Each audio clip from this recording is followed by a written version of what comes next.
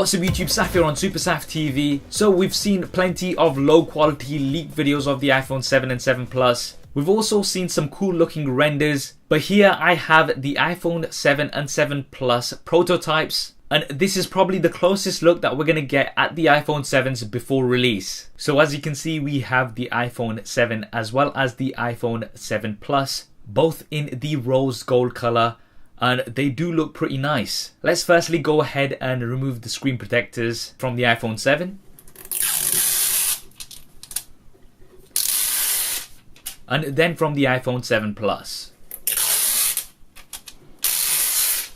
Now right away you can see that they do look quite similar to the previous iPhone models, but we have some key differences. First up, we have some redesigned antenna bands, and the look of this new design is growing on me. The bands now not as prominent as they used to be. Jumping in closer, you can see that we have the main difference, which is the cameras. On the iPhone 7 we actually have a larger camera bump than previously, and this is housing a larger sensor, so we are going to be getting better low light images coming from the iPhone 7. And quickly just testing out the case leak that we had of the iPhone 7 a few months ago, you can see that it's a perfect fit. Now initially we did think that the larger cutout was for dual cameras on the iPhone 7, but it's actually for the larger sensor. The iPhone 7 Plus on the other hand does have the dual cameras. Now these are likely to be working together to give you sharper images, better low light performance, and also possibly two different focal lengths. I personally can't wait to check these out and test them against some of the other competition. We also have a secondary mic as well as an LED flash. Now this is most likely going to be a dual tone flash.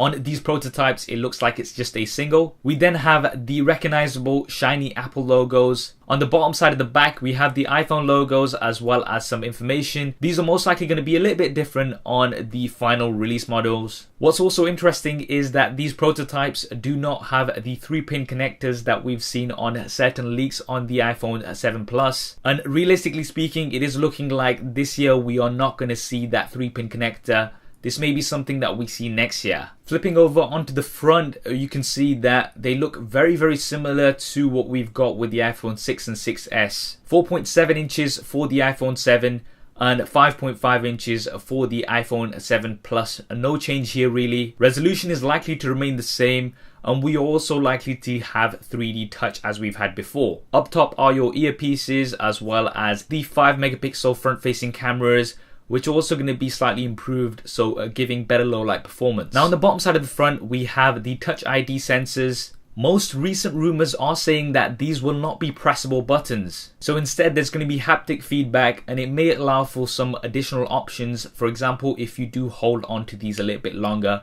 or push down a little bit harder like with 3D touch. Up top we don't have anything, but you can definitely notice those camera humps which are bigger than ever. I personally just wish that Apple increased the thickness of these phones a little bit so that we could have a larger battery and no camera hump, but unfortunately it doesn't look like this is going to happen this year. On the left hand side, things are pretty familiar with your volume buttons as well as the mute toggle switch. Now certain leaks were pointing towards there not being a mute switch, particularly on the iPhone 7 Plus, but I think these are going to stay. On the right hand side you have the power button and the SIM card ejector trays, and finally at the bottom you can see that we have the lightning connector and what appears to be 2 speakers. Now these can possibly be 2 speakers, but there is also a suggestion that we'll only have the one bottom facing speaker and the other grills are for the microphone. Now the key thing here is that there is no headphone jack, and this is all but confirmed, so you're either going to have to use Bluetooth headphones with a lightning connector, or use a lightning connector to 3.5mm headphone jack converter. Whether this will be included in the box or not,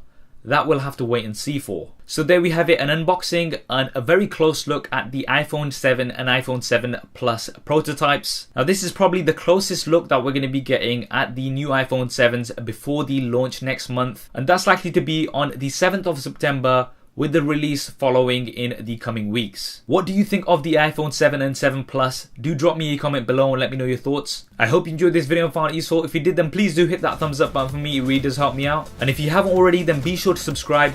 I'm going to be having lots of iPhone 7 and iPhone 7 Plus coverage as soon as they're released. Thanks for watching. This is Saf on Super Saf TV, and I'll see you next time.